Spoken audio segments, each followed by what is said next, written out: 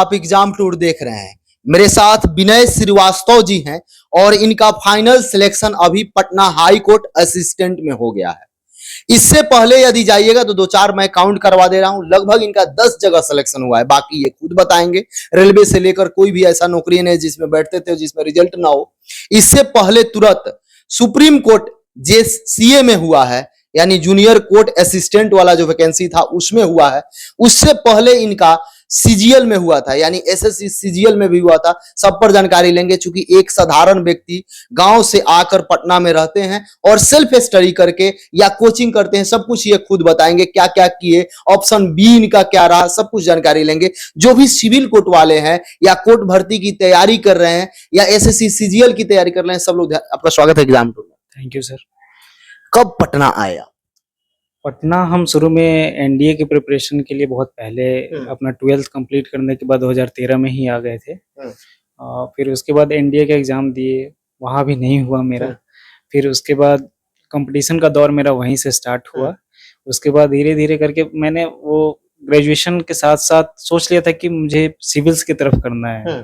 तो वहाँ से वो डिफेंस की तरफ पहले से रुझान था ही, तो वहाँ फाइनल हुआ तो नहीं मेरा, लेकिन इंस्पिरेशन बना रहा मेरा कि कुछ करना है सिविल्स की तरफ।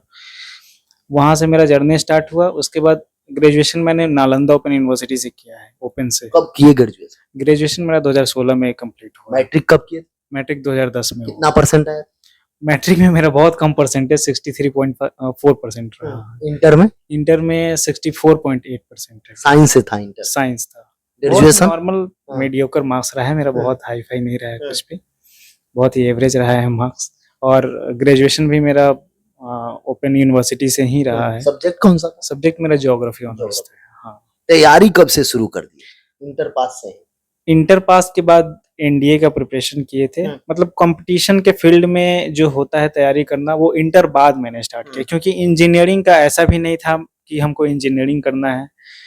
बहुत वैसा कोई अच्छा जगह कोचिंग भी नहीं किए थे, ताकि ये IIT हमारे समय AIEEE हुआ करता था और IIT JEE हुआ करता, तो वो सब तो नहीं किए क्योंकि NDA तरफ रुझान था, तो इस तरफ ही फोकस किए।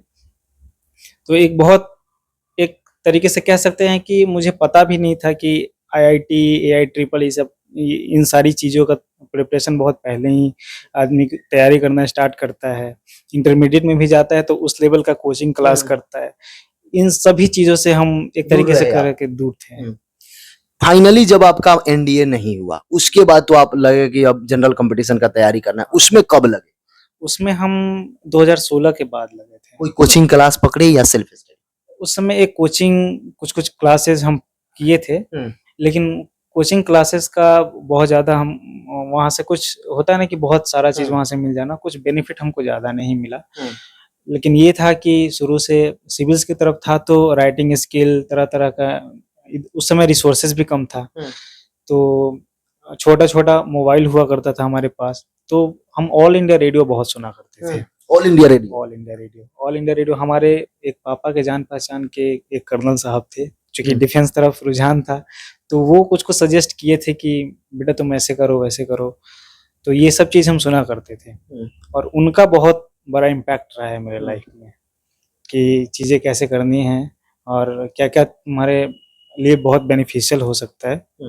तो ऑल इंडिया रेडियो आज भी हम बहुत सुनते हैं, तो मेरा पीछे का जर्नी बहुत याद आता है कि कहाँ से स्टार्ट किए थे, जहाँ हिंदी न्यूज भी समझ में नहीं आता था कि इसका क्या मतलब है। धीरे धीरे करके तब इंग्लिश न्यूज, फिर स्पॉटलाइट आता है, वो सब सुनने लग गए। फिर वहाँ से जर्नी मेरा स्टार्ट हुआ और आज यहाँ है। प्राइवेट भी काम किए हैं, वो भी बात करेंगे। पहले इसमें कितना रैंक आया Patna high court assistant? Patna high court में यहाँ असिस्टेंट के तौर पर अभी मेरा रैंक यहाँ 147 है। 147। सुप्रीम कोर्ट में जो आपका हुआ था उसमें कितना रैंक? सुप्रीम कोर्ट वाले में मेरा 350 प्लस है। 350? हाँ, 368 या 7 है, ऐसे करके। CGL आप कब बाजी मारे थे? CGL 2022 वाले में मेरा हुआ था। BSSC CGL भी दिए थे? BSSC CGL दिए, लेकिन उसमें मेरा नहीं हुआ, प्री ही नहीं हुआ, उसमें प्री नहीं हुआ था। और बाकी BPSC दिए थे? BPSC एक बार 67 का दिए थे, 66 भी दिए थे, 66 नहीं हुआ था, सॉरी 66 ही मेरा प्री हुआ था। और उसका मेंस भी हम संयोग बस जाके दे दिए थे। लगा था कि प्री निकला है तो मेंस में बैठ के देखते हैं, लेकिन उसमें मार्क्स तो अब बिना पढ़े बैठे थे तो उतना नहीं है, उतना मार्क्स अच्छा नहीं आया। और कहाँ-कहाँ सिलेक्शन आपका हुआ? रेलवे में भी सुने थे? हाँ, रेलवे में सभी लेवल में मेरा लेवल 4 लेवल का एग्जाम हुआ था लगभग। पटना बोर्ड से हम फॉर्म भरे थे एनटीपीसी वाला, चारों लेवल पे हुआ था मेरा, लेकिन फाइनल कहीं नहीं हुआ। एक लेवल पटना बोर्ड में आप रिजल्ट? वहाँ पटना बोर्ड में लेवल 3 में मेरा सबसे अच्छा मार्क्स था, 93 मार्क्स था वहाँ। उसमें उम्मीद था कि हो जाएगा, लेकिन वहाँ भी नहीं हुआ। लग रहा था कि कहीं हो ना हो, कम से कम ईडब्ल्यूएस कैटेगरी से ही मेरा हो जाए, क्योंकि और सभी बोर्ड्स का 90 से बिलो ही जा रहा था कट ऑफ। तो लगा कि पटना में ज्यादा से ज्यादा जाएगा तो 90 प्लस भी हुआ तो कैटेगरी से कहीं हो जाएंगे, लेकिन यहाँ भी नहीं हो पाया, नहीं हो पाया। फिर इन्फोर्समेंट एसआई वाले में हम हाइट में छट गए।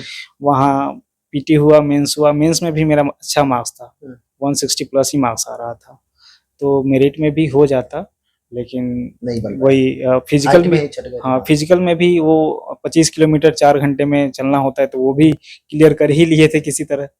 लेकिन हाइट मेजरमेंट में मेरा 0.8 सेंटीमीटर से रह गया। मतलब बहुत स्ट्रगल रहा। बहुत स्ट्रगल रहा। अभी पीछे का दिन याद आता है तो लगता है कि हाँ रहा है बहुत। फिर उसके बाद बिहार दरोगा में भी रिजल्ट होता था, पीटी होता था, लेकिन वहाँ मेंस नहीं होता था मेरा। जीएस थोड़ा सा कमजोर था। जीएस के बल पे ही होता था कुछ। मेरा इंग्लिश पोर्शन ठीक रहा है, मैथ भी एवरेज रहा है, इंग्लिश ठीक रहा है। और एक चीज ये है कि आदमी को अभी जनरल कंपटीशन के फील्ड में जितने भी चीजें हैं सभी चीज करना चाहिए आदमी को। सभी एग्जाम देना चाहिए, सभी एग्जाम तो सबसे पहले जितना भी एग्जाम है सभी देना चाहिए। क्योंकि मेरे कई दोस्त हैं जिनको देखते हैं कि वो सिर्फ एसएससी में लगे रह गए, एसएससी ही करना है, एसएससी ही करना है। वो बहुत लोग एक चीज पे फोकस करके चले भी गए बहुत अच्छे जगह, लेकिन बहुत लोग रह जाते हैं। क्योंकि और भी क्योंकि इन बहुत सारा एग्जाम है जो कि आपके इर्द गिर्द होता है। जैसे पटना हाईकोर्ट हम एक एग्जाम्पल के तौर पे बता रहे हैं, एसएससी सीजीएल में जो टॉप रैंक लाते हैं उनको होम स्टेट मिलता है।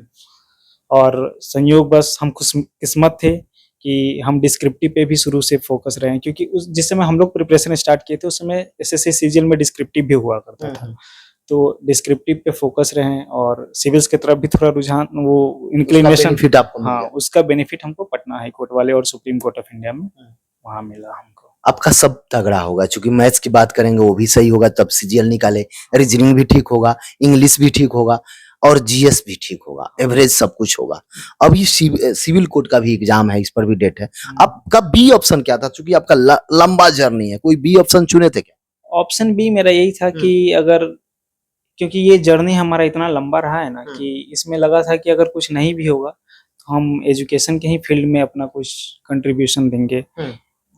इस दौरान हम एक पब्लिकेशन से भी जुड़ के वहाँ कुछ दिन काम भी किए थे, और वहाँ इंग्लिश मीडियम कंटेंट्स हम बनाया करते थे। और वहाँ मैथ्स, जीएस, रीजनिंग, इंग्लिश सभी। कहाँ पे, दिल्ली या पटना में? नहीं सर, पटना में ही, रुक्मिणी पब्लिकेशन में। वहाँ जुड़ गए। कितना दिन काम किया रुक्मिणी में? वहाँ लगभग सर हम 1 से 1.5 साल के आसपास काम किए थे। 1-1.5 साल। क्या लगा कि मतलब कोई बच्चे होम ट्यूशन कराते हैं या कोई अन्य जॉब कर लेते हैं, उससे आपको क्या अंतर लगा यहाँ? होम ट्यूशन भी अच्छा है, क्योंकि एजुकेशन से जुड़े हुए आप तो या तो स्कूल में पढ़ा रहे हैं या फिर होम ट्यूशन करा रहे हैं, वो तो है ही अच्छा। लेकिन अगर आप कंपटीशन के फील्ड में हैं और उसी से रिलेटेड अगर आप कंटेंट बनाते हैं तो ऑब्वियस सी बात है कि आपका वो नॉलेज और उस फील्ड में आपका तगड़ा होगा। हाँ, इसलिए ज्यादा लाभ किया, वो बहुत फायदेमंद रहा मेरे लिए। और वहाँ जो, क्योंकि हम जिस चीज का एग्जाम दे रहे हैं उसी चीज का हम वहाँ कंटेंट तैयार कर रहे हैं, तो ऑब्वियस सी बात है कि उसका तो बेनिफिट बहुत होगा। 1.5 साल आपका? हाँ 1.5 साल। और आपके ग्रुप में कुछ लोग जो काम किए हो जिनका भी सिलेक्शन हो? हाँ, मेरे साथ एक यशवंत जी थे, उनका भी एसएससी सीजीएल 2022 वाले से हुआ, फिर उनका टीचर में भी हो गया। तो अल्टीमेटली वो एसएससी सीजीएल वाले से जो उनको मिला था वो पोस्ट ज्वाइन नहीं किए, हम टीचर ही ज्वाइन कर लिए हैं।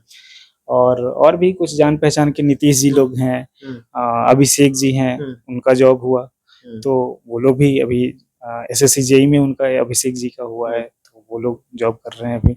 और ये सभी लोग हम लोग साथ में ही काम करते थे, मतलब 4-5 मित्रों का सिलेक्शन हो गया। तो एक हम अपने तरफ से ये बोलना चाहेंगे कि ये भी एक अच्छा ऑप्शन हो सकता है जो इस कॉम्पिटिटिव फील्ड में है। अगर जिनको लगता है कि हम अपना पढ़ाई के साथ साथ कुछ फाइनेंशियल असिस्टेंस के तौर पे गार्जियन को अगर हेल्प करना चाहें, खुद इंडिपेंडेंटली इस फील्ड में रहना चाहे तो ये एक अच्छा ऑप्शन हो सकता है। अब एक एक करके थोड़ा सा मान लीजिए मैथ्स पर ही चर्चा करते हैं, वो चाहे सिविल कोड का हो, बिहार एसएससी का हो, या कोई भी एग्जाम हो, मैथ्स पूछा जाता है, कैसे तैयारी करना चाहिए? मैथ्स के लिए जो बेसिक चीजें हैं वो आप प्रीवियस ईयर पेपर हमको एसएससी का बहुत बेस्ट लगता है, वो सभी एग्जाम में आपको काम आता है। एसएससी या तो कोई भी क्वेश्चन बैंक किसी भी पब्लिकेशन का उठा लीजिए जहाँ लॉन्ग मेथड के साथ साथ शॉर्ट ट्रिक्स भी दिए हुए हैं, चाहे किसी भी पब्लिकेशन का हो, वो मैथ्स आप तैयार कीजिए, क्योंकि प्रीवियस ईयर पे कमांड होना चाहिए। प्रीवियस ईयर पे कमांड है आपका और क्वेश्चंस उसी इर्द गिर्द में रहता है, और क्वेश्चन प्रैक्टिस हम पूरे कंपटीशन एग्जाम में प्रिपरेशन का मोस्ट इंपॉर्टेंट पार्ट मानते हैं। क्वेश्चन प्रैक्टिस, ये जो प्रैक्टिस होता है, practice is the most important part of your preparation. और ये जब आप सिर्फ थ्योरी, जैसे हम जीएस की ही बात करें, जीएस में लोग क्या करते हैं, लूसेंट पढ़ रहे हैं, कोई क्वेश्चन प्रैक्टिस हो नहीं रहा है उनका। तो ये हम खुद पे भी देखें, खुद पे क्योंकि इतना लंबा जर्नी रहा है, डिस्क्रिप्टिव पर है और उससे कुछ बेनिफिट मिलता नहीं था, लेकिन उसके बाद हम अपना ये जो पढ़ने का तरीका होता है उसमें कुछ बदलाव किए। पहले हम क्वेश्चन प्रैक्टिस करते, क्योंकि ऐसा नहीं कि सीधे डायरेक्ट क्वेश्चन प्रैक्टिस पे कूद जाना है, पहले उन चीजों को एक बार पढ़िए, फिर उसके बाद क्वेश्चन प्रैक्टिस कीजिए, फिर से उसके बाद जब हम डिस्क्रिप्टिव जो नोट्स होता है, हमारा कोई बुक होता है, उसको पढ़ते हैं ना, तब समझ में आती है कि हमें क्या चीज माइंड में रखना है, क्या चीजें छोड़नी है, कहाँ से क्वेश्चन बनता है, ये सारी चीजें तभी दिमाग में क्लियर बैठता है। इंग्लिश के लिए क्या बोलिएगा? इंग्लिश के लिए तो इंग्लिश का एक बहुत बड़ा ये ग्रामर पोर्शन है, वोकैब पोर्शन है, तो इंग्लिश में भी वोकैब पोर्शन के लिए तो रटने के अलावा और कोई उपाय है नहीं, और बाकी तो ग्रामर पढ़ना होगा। ग्रामर के लिए हम मिरर ऑफ कॉमन एरर एक बुक आती है, वो पढ़े थे, और वोकैब के लिए एक एचसी हार्डविक, हम जब शुरू में प्रिपरेशन स्टार्ट किए थे तब शुरू करते हैं। हाँ, एचसी हार्डविक 10 वॉल्यूम आता है उसमें। हाँ, नहीं 5 वॉल्यूम, 0 से 5 आता है, ऐसे 5-6 वॉल्यूम है, तो 3-4 वॉल्यूम ही हम पढ़े थे। फिर उसके बाद एक एसपी बख्शी का बुक आता है, अरिहंत का है, तो उसमें भी वोकैब अच्छा खासा रहता है। तो इन सारी चीजों से हम प्रिपरेशन किए इंग्लिश का। साइंस के लिए क्या करना चाहिए, क्योंकि अब बड़ी रोल साइंस का हाँ, साइंस का तो बहुत बड़ा रोल है। साइंस के लिए तो 9th-10th का जो एनसीईआरटी है, और अभी के एग्जाम का जो ट्रेंड देख रहे हैं, क्योंकि बीएसएससी सीजीएल जो हम दिए थे, तो उसका साइंस जो हम देखे एनसीईआरटी से ही मोस्टली क्वेश्चंस था, और उसमें जो इक्वेशंस, रिएक्शंस बेस्ड जो भी क्वेश्चन था, अच्छे क्वेश्चन थे, क्योंकि ये सारा एनसीईआरटी में ही मिलेगा आपको, और इधर इधर नोट से पढ़ के साइंस का अब गुजारा नहीं होने वाला है। तो 9th-10th का जो समझना होगा, रटने से नहीं समझना होगा। और ये सभी एग्जाम में अब जीएस का जो रहा है ना, जीएस का पैटर्न अब थोड़ा, पहले जैसे था कि रेलवे में कुछ इतना क्वेश्चन फिक्स हो गया तो वही सारा घूम रहा है क्वेश्चन, अब वो ऐसा नहीं रहा। अब सभी एग्जाम का थोड़ा ट्रेंड भी चेंज हो रहा है, क्योंकि रेलवे में भी पहले 1 लीनियर क्वेश्चन आता था, अब वो भी ट्रेंड चेंज हो गया है। अब ये इस बार के एनटीपीसी में वो चीज दिख गया मेंस में, कि पहले का पैटर्न क्या था, अब तो बिल्कुल एसएससी जैसा एग्जाम होने लगा एनटीपीसी, रेलवे सब का भी। सिविल कोड का भी एग्जाम है, विद्यार्थी लगभग 21 मंथ हो गया वेट कर रहे हैं, अब एग्जाम जब दे दे, डेट दे दे, विद्यार्थी अपना अपना बात भी रख रहे हैं, उसको लेकर आप क्या सुझाव करिएगा? सिविल कोड वाले के लिए मेरे तरफ से एक सुझाव यही होगा कि उसमें चूंकि इंग्लिश भी है, सब कुछ, और एसएससी का जो भी पैटर्न क्वेश्चन सब रहा है ना, अगर एसएससी का वो प्रैक्टिस करते हैं, मैथ्स, जीएस, रीजनिंग और इंग्लिश, तो मोर देन एनफ रहेगा। और एसएससी उन लोगों को करना चाहिए। एसएससी का जो भी सीजीएल का क्वेश्चन बैंक है, सीएचएसएल का है, सीएचएसएल में भी सीजीएल से भी अच्छे क्वेश्चंस पूछे गए हैं, तो उन सब की का प्रैक्टिस करेंगे तो वो बहुत वही सही मेरे अनुसार कि एसएससी का ही वो क्वेश्चन बैंक बनाए तो वो अच्छी रणनीति रहेगी सिविल कोर्ट्स वाले के लिए। इससे पहले आपके परिवार में कोई सिलेक्टेड है या पहला सिलेक्शन? नहीं, मेरे परिवार में तो कोई सिलेक्टेड नहीं थे, यहाँ तक कि मेरा जो गांव है, गांव तो बहुत बड़ा है, लेकिन उसमें एक होता है टोला। हाँ, तो उस टोले में मेरा पहला सिलेक्शन है। कोई आपके परिवार में मम्मी पापा क्या? मम्मी पापा तो मतलब नॉर्मल पढ़े लिखे हैं वो लोग, और पापा वो जो कंस्ट्रक्शन फील्ड में जो छोटा मोटा ठेकेदारी होता है वो करते हैं, और मम्मी मेरी वही हाउसवाइफ है। जैसे बहुत सारे लोग ये सोचते हैं कि हम भी कहीं कुछ जॉब कर लें, पार्ट टाइम जॉब कर लें, कितना दिक्कत होता होगा प्राइवेट जॉब करके तैयारी करना। अगर अपना आपका तो मान लीजिए आप प्रकाशन में काम करते थे, लिखते थे तो ठीक है, कुछ देर कम थे दिक्कत हो जा नहीं होता था। लेकिन जो पार्ट टाइम जॉब करते हैं, प्राइवेट जॉब, कितना समस्या होता है? पार्ट टाइम जॉब वाले के लिए यही है कि देखिए, समय का जब अभाव रहता है ना, तो वो आदमी उतना ही फोकस तरीके से अपने बचे हुए टाइम को यूटिलाइज करता है।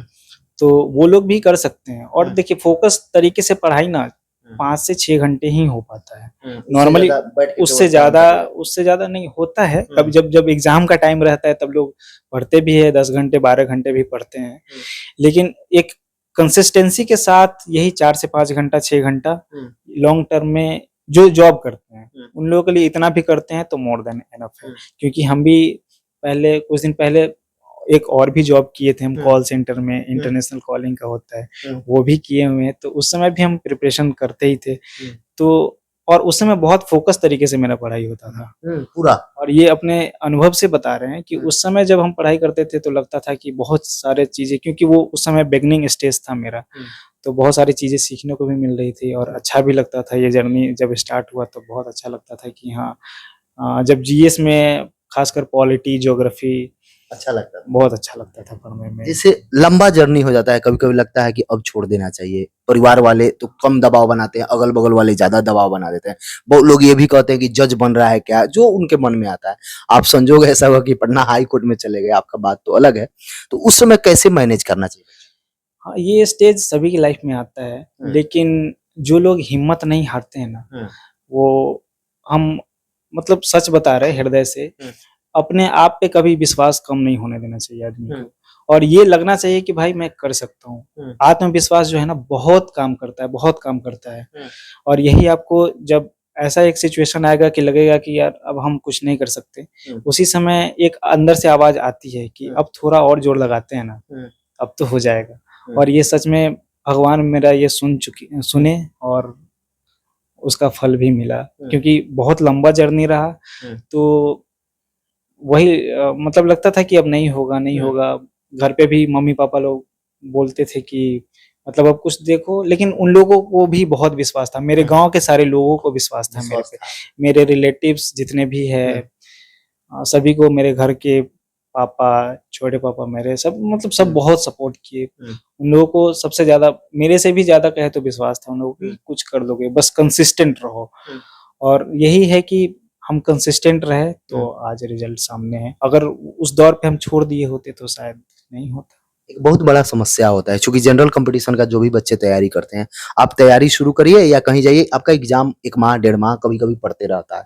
कभी-कभी ऐसा भी फेज आएगा कि आज एग्जाम देने गए, फिर कल भी एग्जाम है। और कोई पार्ट टाइम जॉब करते हैं, प्राइवेट जॉब करते हैं, उनके साथ बहुत दिक्कत होता है। आप बोले कि प्रकाशन में जॉब करते थे, जब कहीं एग्जाम देने जाते थे या ज्यादा छुट्टी लेते थे, सहयोग मिलता था क्या? हमारे बॉस लोग का बहुत बड़ा सहयोग रहा। और बीच-बीच में कभी-कभी ऐसा भी सिचुएशन आया कि जब बहुत डीमोटिवेटेड फील किए, उनसे अपनी कुछ-कुछ ऐसी समस्याएं भी थी जो बताया उनको, तो बहुत जो एक बेस्ट सॉल्यूशन होता है, एक गार्जियन की तरह वो लोग सपोर्ट किए। तो चाहे किसी भी आप कॉर्पोरेट सेक्टर में हो, कहीं भी जॉब कर रहे हो, किसी, हम नॉर्मली ये पब्लिकेशंस की नहीं बात कर रहे हैं, कहीं भी है, बॉस अगर आप अगर जेन्युइन प्रॉब्लम बताते हैं ना तो लोग सुनते हैं, सुनते हैं। क्या सजेशन रहेगा? लास्ट आपका प्रश्न है, क्या विद्यार्थी को कहिएगा? मेरा सजेशन यही रहेगा कि सभी के जीवन में कुछ ना कुछ समस्याएं हैं और अपने आप को उस समस्याओं के प्रति ना एक ऐसा इम्यून डेवलप कर लेना चाहिए अपने अंदर, ताकि कैसे भी विकट परिस्थिति रहे ना, हमारा एक सेंट्रलाइज्ड गोल जो होता है कि भाई इसको हमको पाना है तो पाना है। उसके लिए चाहे हमें किसी चीज को साइड करना रहे, किसी दिन रोने का मन करे रो लो मन भर, लेकिन फिर उठ खड़े होने का भी कैपेबिलिटी अपने अंदर जो पैदा करना होता है वो कर ले। और ये हम तो नॉर्मल चीजें बताए जो कि सभी के लाइफ में होता है, और उन सब चीजों से झेलते हुए खुद को देखे हैं, अपने दोस्तों को देखे हैं, तो उस अनुभव से बता रहे हैं। सबसे पहले यही बताए, पढ़ाई का कुछ नहीं बताए। पढ़ाई का स्ट्रेटजी वीडियो बहुत सारा मिल जाएगा, बहुत सारा मोटिवेशन आपको वीडियोज भी, मोटिवेशन वगैरह बहुत सारा मिल जाएगा।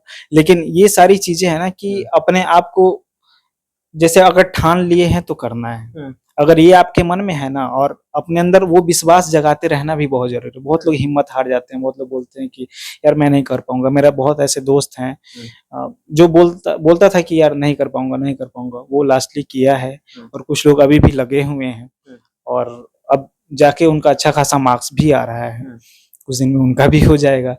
और साथ साथ पढ़ाई को, मतलब वही कंसिस्टेंसी इज द की कहा जाता है ना, कि कंसिस्टेंट रहिए। अगर प्रिपरेशन में लगे हुए हैं तो कंटिन्यू रहिए। बहुत सारे लॉज में हमारे भैया लोग थे, उन लोगों की भी बात बता रहे हैं आपको कि वो लोग कंसिस्टेंट नहीं रहते थे। जब एग्जाम आया तो पढ़ लेंगे अच्छा से। तब पढ़ लेंगे, लेकिन ऐसा नहीं होता। आप एग्जाम टाइम में पढ़ के कुछ नहीं कर सकते। और इसी वजह से हम कह रहे हैं कि आप बहुत सारा फॉर्म भरेंगे ना, ये नहीं कह रहे कि आप तैयारी कर रहे हैं एसएससी का, आप यूपीएससी का फॉर्म भर दीजिए। उस लेवल का सब उस लेवल का जो भी फॉर्म आता है ना, आप भरा कीजिए। एग्जाम मैक्सिमम आप जितना अटेम्प्ट करेंगे, उन सबका नॉलेज कहीं ना कहीं, आप उन सबका अटेम्प्ट में जो आप एफर्ट लगाएंगे, उस सबका कहीं ना कहीं आपको किसी न किसी रूप में जरूर मदद मिलता है।